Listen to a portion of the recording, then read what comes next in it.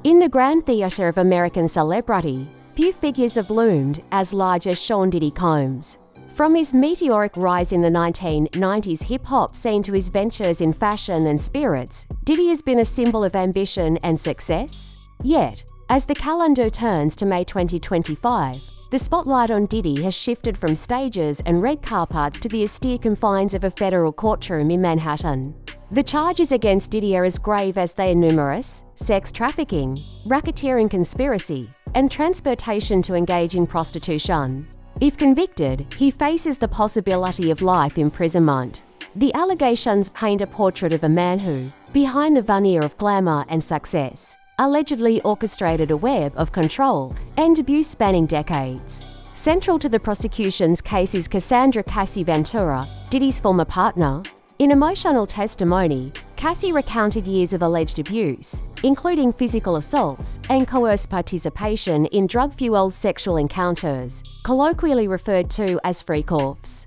These events, she testified, were not isolated incidents, but part of a systematic pattern of manipulation and control. Supporting Cassie's claims, her mother, Regina Ventura, took the stand, revealing that she paid $20,000 to prevent the release of an explicit video allegedly used to blackmail Cassie. She also described witnessing visible bruises on her daughter and recounted volatile incidents involving Diddy. The courtroom has also heard from Shorey Hayes, an escort known as the Punisher, who testified about multiple sexual encounters with Cassie orchestrated by Diddy. According to Hayes, Diddy would watch these encounters while wearing disguises and giving instructions. These testimonies aim to establish a pattern of behavior that prosecutors argue amounts to a criminal enterprise. Adding to the gravity of the proceedings, rapper and actor Kid Cudi is expected to testify about his brief relationship with Cassie in 2011. Cassie has previously testified that Diddy was enraged upon learning about her relationship with Cudi, allegedly orchestrating the firebombing of Cudi's convertible.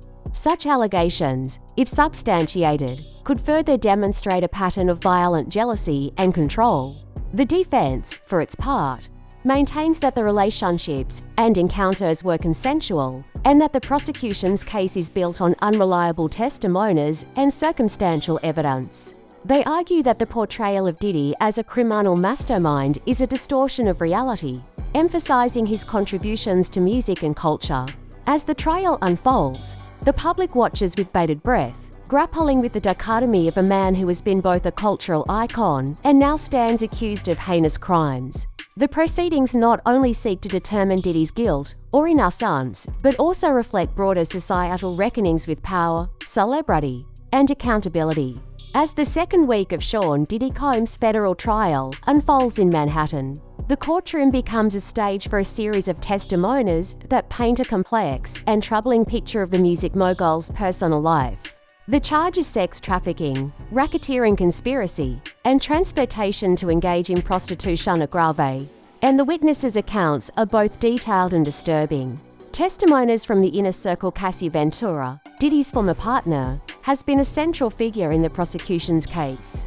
Her mother, Regina Ventura, testified that in 2011, Diddy demanded $20,000 from her family after discovering Cassie's relationship with rapper Kid Cudi. Regina recounted that Diddy threatened to release explicit videos of Cassie unless the money was paid, leading the family to take out a home equity loan to meet his demands.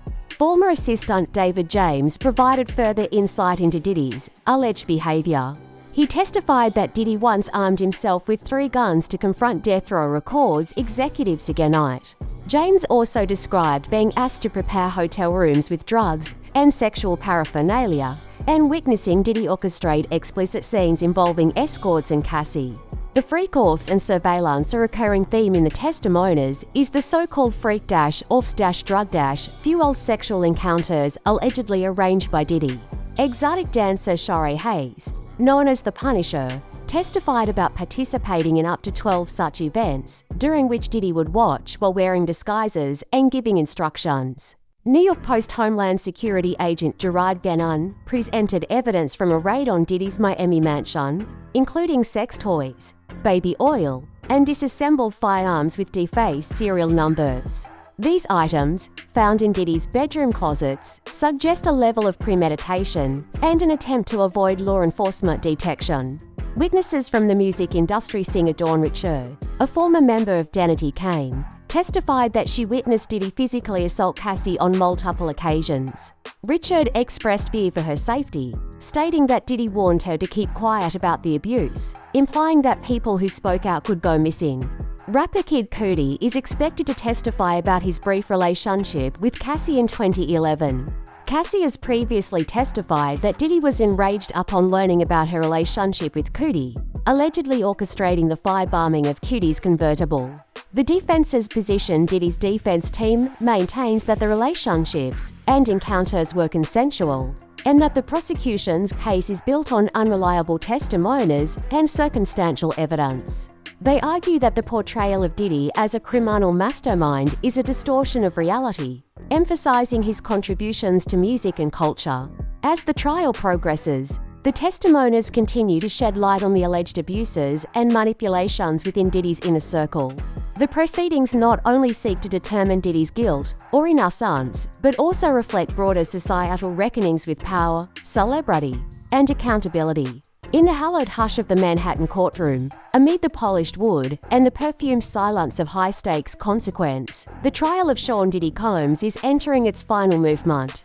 Like a symphony of shadows, each testimony, each exhibit, each recoiling gasp from the gallery has built toward this crescendo, a slow, painful aria of fame unraveling under oath. The prosecution rests, having marched forth a parade of ghosts, ex-lovers, ex-assistants, ex-dancers, each wielding memories as blades. They spoke of freak-offs, hotel suites turned into arenas of spectacle, and rooms that smelt of baby oil, burnt cigars, and whispered coercion. There were guns, there was silence, there was surveillance. And always, behind it all, the velvet grin of Mr. Combs. But the defense. Oh, the defense is a ballet of its own.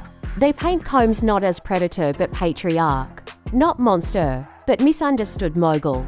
The master of bad boy records, a pioneer of culture, a billionaire producer who never laid a hand, unless it was to Guy. A victim, they insist, of a moral panic in the age of retrospective reckoning. And then, in an act of legal theatre worthy of a Tony Award, a final witness, Kid Cudi himself. His appearance sends a ripple through the chamber. His testimony, that he and Cassie did indeed share a brief and innocent romance, is followed by the damning detail: his car really did explode. A coincidence, perhaps, or the sound of revenge, purring under a hood. Outside the courtroom, America leans in. Some see a fallen icon, others, a scapegoat. The internet, that digital coliseum, turns every new revelation into a meme, a war cry, or a PR disaster. Diddy's brand bleeds. Collaborators fall silent. Former proteges become strangers. Even Revolt TV whispers his name with less certainty. And yet, what are we left with? A man, yes. A myth, certainly. But above all, a mirror. In Diddy's downfall, we glimpse the questions we still cannot answer about power, fame, sex, silence, and what we let slide when the beats are good and the suits are shiny. As the jury begins its deliberations, New York holds its breath. The courtroom empties. The reporters scurry. The world waits. And somewhere, behind bulletproof glass and designer sunglasses, Sean Combs waits too. For the verdict, or the encore.